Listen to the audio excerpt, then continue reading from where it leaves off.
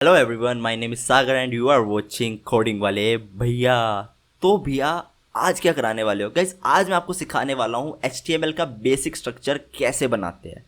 हाँ भैया, चलो फाइनली HTML शुरू हो रही है। HTML हमारी पिछले लेक्चर से शुरू हो गई है, बट मैं आपको फिर से एक बार करके बता देता हूँ। ठीक है, तो आज हम देखने वाले हैं कि अपना बेसिक स्ट्रक्चर कैसे बनाते हैं। गाइस, आपको बेसिक स्ट्रक्चर पता होना बहुत ज़रूरी है, क्योंकि स्टार्टिंग में बच्चे वहीं पर ही बहुत ज़्यादा गलतियाँ कर देते हैं, बहुत ज़्यादा कंफ्यूज हो जाते हैं। तो मैं आपको बताता हूँ कि बेसिक स्ट्रक्चर बेसिकली डिज़ाइन कैसे करते हैं, कैसे उसको बनाते हैं। तो डायरेक्टली मैं अपने VS कोड एडिटर पर चलता हूँ। ठीक है, अब हम यहाँ पे चल के सीधा क्या करते हैं, यहाँ पे चल के हम सबसे पहले लिखते हैं आपका एक, हमने ग्रेटर देन का साइन खोला और यहाँ पे लिख दिया डॉक टाइप डॉट HTML। ये भैया ये क्या लिखा है, क्या है इसका मतलब, होता क्या है ये डॉक टाइप HTML? ये HTML मतलब यहाँ से हम लिख सकते हैं। यस, डॉक टाइप HTML का मतलब होता है डॉक्यूमेंट टाइप। डॉक टाइप का मतलब क्या होता है? Document type.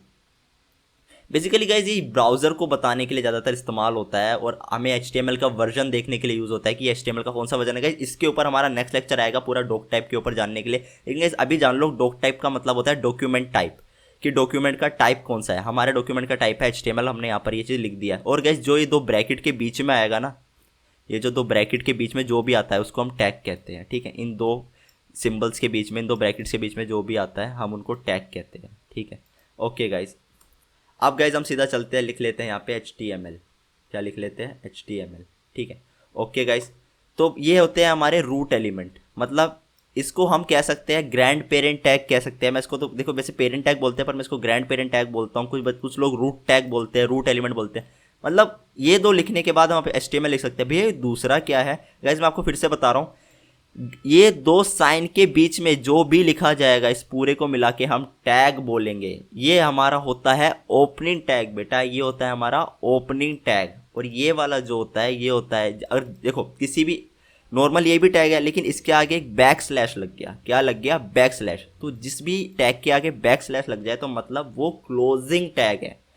ये हमारा ओपनिंग टैग है, इसके आगे ब्लैक बैक स्लैश लग गया तो ये है हमारा क्लोजिंग टैग। कौन सा टैग है? Closing tag. ठीक है भैया, अब हम आगे चलते हैं। अब हम लिख लेते हैं, देखो यार HTML को ना ऐसे समझो, एक वेब पेज को आप ऐसे समझो कि उसका एक हेड होता है, उसकी एक बॉडी होती है, उसका एक फुटर होता है, फुट होता है। ठीक है, तो अब हम क्या करेंगे, हम सबसे पहले लिख लेते हैं बॉडी। ठीक है, जैसे मैंने आपको बताया था, बॉडी लिख ली।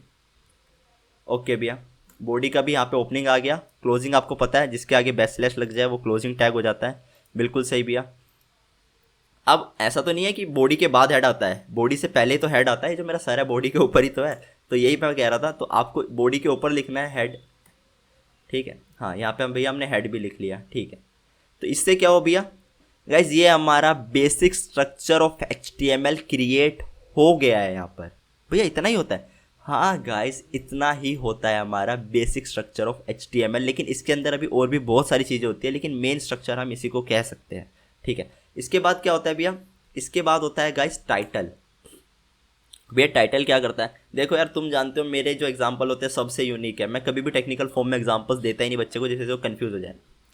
यार मान के चलो मेरा हेड है, पर मेरे हेड पे ना मेरी आंखें हैं, ना मेरी नाक है, ना मेरा मुंह है, ना मेरे कान है, कुछ भी नहीं है। बस खास सब कुछ ऐसे एक हेड सा है, मतलब बिल्कुल प्लेन। पहचान पाओगे कि मैं सागर हूँ? पहचान पाओगे मैं कोडिंग वाला भैया हूँ? नहीं पहचान सकते। तो ऐसे ही ब्राउज़र को भी बताना होता है, ब्राउज़र को भी बताना होता है कि ये जो हमारा वेब पेज है ये किस चीज़ का वेब पेज है। मतलब भैया, मतलब बताता हूँ, बड़ा कमाल का एग्जांपल है इसका, सही बता रहा हूँ। और ये समझ गए तो समझ लो, समझ ही गए फिर तुम, अगर ये एग्जांपल भी नहीं समझ गए तो। W3C स्कूल लिखा, W3C स्कूल लिखते ये जो ऊपर ये दिख रहा है ना, W3C school online web tutorials, ये टाइटल में आया हुआ है। तो जैसे मैंने W3C स्कूल लिखा, इसने टाइटल देखा वेब ब्राउज़र ने इम्प्लीमेंटेशन कर ली उसे देख के, और यहाँ पर मुझे कर दिया पूरा का पूरा, मुझे वेबसाइट का लिंक जैसे इसे ओपन करूँगा आ गया। ये देख रहे हो, ये ऊपर भी आ रहा है। मतलब जैसे अगर मैं अपना ये कोड रन करता हूँ, यहाँ पे लिख देता हूँ, सॉरी गाइस, सागर वेब पेज। ठीक है, ये हमारे ब्राउज़र को बताने के लिए होता है। ऊपर देख रहे हो, ऊपर लिखा आ गया सागर वेब पेज। गाइज ऐसे जब हमने W3C स्कूल खोला तो यहाँ पर लिखा आ गया W3C school online web tutorials. In case अगर मैं अपनी वेबसाइट को, इस वेब पेज को गूगल पर डाल देता हूँ और कोई लिखता है सागर वेब, तो सीधा यही वाला लिंक आ जाएगा। जैसे इस पर लिंक आया है ना बेटा, वैसे ही उस पर भी ऐसे लिंक आ जाएगा जिससे वो खोल सकता है। देख रहे हो, ऊपर भी यही लिखा हुआ है और मेरे इसमें भी यही लिखा हुआ है। मतलब जो मैंने अपने टाइटल में डाला था सागर वेब पेज, और इन्होंने हो सकता है अपने टाइटल में ये डाला हो, तो उनके टाइटल में ये आ गया W3C school online web tutorial. समझ आया? ये आपके वेब ब्राउज़र को बताने के लिए यूज़ होता है। और गाइस इसके बाद होता है आपका मेटा डेटा। क्या होता है भैया? Meta data. भैया मेटा डेटा क्या होता है? डेटा का भी डेटा। डेटा का भी डेटा, ये तो आपने मेरा दिमाग ही घुमा दिया यार। मेटा का डेटा मतलब यहाँ पर हो गया कि डेटा का भी डेटा मतलब, ये देख रहे हो ये जो डिस्क्रिप्शन लिखी हुई है, जब आपने खाली W3C स्कूल लिखा है तो जो डिस्क्रिप्शन लिखी आई है ये हमारी मेटा डेटा के अंदर डलती है, डिस्क्रिप्शन, उस डिस्क्रिप्शन एट्रीब्यूट लगाकर।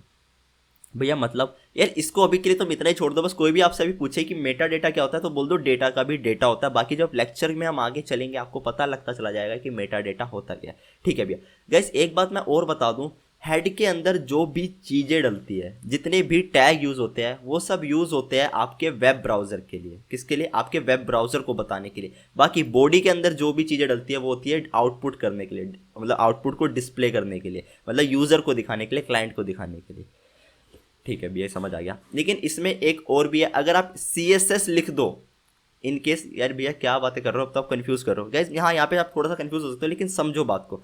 गैस CSS जो है इनलाइन भी लिखी जाती है, इंटरनल भी लिखी जाती है और एक्सटर्नल भी लिखी जाती है। ज़्यादातर तो एक्सटर्नल CSS बेसिकली लिखते हैं, लेकिन इन केस अगर आपने इंटरनल CSS लिखी तो इंटरनल CSS हेड के अंदर लिखी जाएगी, लेकिन वो इम्प्लीमेंट, लेकिन वो दिखेगी आपके यूज़र को, वो दिखेगी आपके यूज़र को बस। अगर हाँ आप एक्सपेक्ट इंटरनल CSS अगर आप नहीं लिखते तो हेड के अंदर जो भी चीज़ें लिखी जाती है वो सब ब्राउज़र को दिखाने के लिए, वेब ब्राउज़र को बताने के लिए यूज़ होती है।